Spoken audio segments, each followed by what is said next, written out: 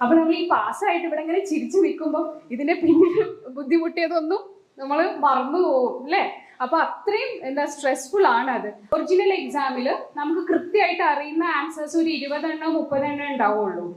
ബാക്കി കുറച്ച് ക്വസ്റ്റ്യൻസ് നമ്മൾ എന്ത് ചെയ്യണം? ഇന്റലിജന്റ് ഗസ്സസ് എടുക്കേണ്ടി വരും. ഈ 20-30 ക്വസ്റ്റ്യൻസ് ഞാൻ പറഞ്ഞില്ലേ, അത് എന്തായാലും നമുക്ക് കിട്ടണം.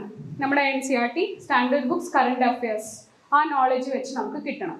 പിന്നെ കുറച്ച് ക്വസ്റ്റ്യൻസും കൂടെ ചെയ്യണം. എനിക്ക് അറിയുന്ന ആൻസേഴ്സ് മാത്രം എഴുതിയാൽ നമ്മൾ പാസ്സാവില്ല. അതായത് 100 മാർക്ക് കിട്ടണമെങ്കിൽ നമുക്ക് 50 എണ്ണം പോരാ. നമ്മൾ എന്ത് ചെയ്യണം? ഒരു 80 എണ്ണം ഒക്കെ ആയിട്ട് അറ്റംപ്റ്റ് കൊടുക്കണം. അതായത് നമ്മൾ നമ്പർ ഓഫ് അറ്റംപ്റ്റ്സ് ഹൈ ആയിരിക്കണം. കാരണം എന്താ? കുറച്ച് നെഗറ്റീവായിട്ട് പോകും. പക്ഷെ 2 തരത്തിലുള്ള ആൾക്കാരുണ്ട്. ചിലവരെന്താ, അവര് കുറച്ച് അറ്റംപ്റ്റ് ചെയ്യുള്ളൂ, ശരിയാവും. ചിലവരോ കുറെ എണ്ണം അങ്ങോട്ട് എഴുതും, മാർക്ക് ഇങ്ങനെ കൂടും ഇങ്ങനെ താഴും ചെയ്യും. അതായത് ആക്യുറസി ലെവൽ ഹൈ ആയവരുണ്ട്, ആക്യുറസി ലോ ആയവരുണ്ട്. ആക്യുറസി ലെവൽ ലോ ആയവർ എന്ത് ചെയ്യേണ്ടി വരും? കുറച്ച് കൂടുതൽ എഴുതേണ്ടി വരും. അവർക്ക് എന്ത് ചെയ്യും? കറക്റ്റ് ആയതിൻ്റെ കൂടെ കുറച്ച് നെഗറ്റീവും പോകും. ഇതെങ്ങനെ മനസ്സിലാവും? മോക്ക് ടെസ്റ്റ് എഴുതി നോക്കണം. പ്രീവിയസ് ഇയറിലെ ക്വസ്റ്റ്യൻ അറ്റംപ്റ്റ് ചെയ്ത് നോക്കണം. മോക്ക് ടെസ്റ്റ് എഴുതി നോക്കുമ്പോൾ ചില കാൻഡിഡേറ്റ്സ് അവർ എഴുതുന്നതൊക്കെ മിക്കവാറും ശരിയാവും, കുറച്ചെണ്ണേ തെറ്റുള്ളൂ. അപ്പോൾ അവർക്ക് എന്താ? അവർക്ക് അറ്റംപ്റ്റ് മാക്സിമം ഇല്ലെങ്കിലും അവരെങ്ങനെയെങ്കിലും രക്ഷപ്പെടും. ഫസ്റ്റ് റൗണ്ടിൽ ഉറപ്പായത് മാത്രം ചെയ്യുക. സെക്കൻഡ് റൗണ്ടിൽ കുറച്ച് വലുതായിട്ടുള്ള ലെങ്തി ആയിട്ട് സംശയമുള്ളത് ചെയ്യുക. തേർഡ് റൗണ്ടിൽ കുറച്ചും കൂടെ ചിന്തിക്കാനുള്ളത് ചെയ്യുക.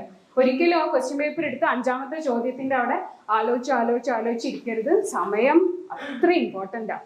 ഒരിക്കലും എന്ത് ചെയ്യരുത്? വൈൽഡായിട്ട് ഗസ് ചെയ്യരുത്.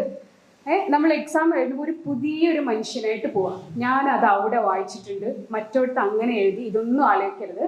അവിടെ എന്താ സംഭവിക്കുന്നത് വെച്ചാൽ മെജോറിറ്റി ആസ്പിറൻസിനും കോമൺ സെൻസ് ഇല്ലാണ്ടാവും ഈ പരീക്ഷയുടെ സമയത്ത്. അതായത് ഒരു നോർമൽ മനുഷ്യന്റെ ബുദ്ധി പല സമയത്തും നമ്മൾ ഉപയോഗിക്കേണ്ടി വരും. അതായത് നമ്മളെ എളുപ്പത്തിൽ എന്നാൽ നമ്മളെ ചുറ്റിക്കുന്ന തരത്തിലുള്ള ചോദ്യങ്ങൾ ഉണ്ടാവും. ഒന്ന് ആലോചിച്ചാൽ നമുക്ക് അതിൻ്റെ ഉത്തരം കിട്ടും. UPSC ക്വസ്റ്റ്യൻ്റെ ഉള്ളിൽ തന്നെ ക്ലൂ തരും. നമ്മൾ ആൻസർ പുറത്തുനിന്ന് കണ്ടെത്തി എഴുതേണ്ട കാര്യമില്ലല്ലോ.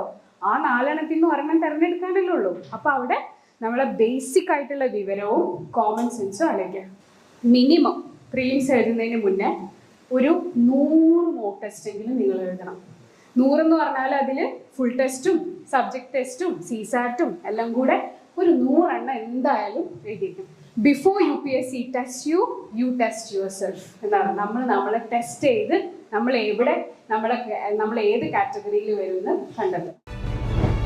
Alchemy IAS, transforming dreams into reality.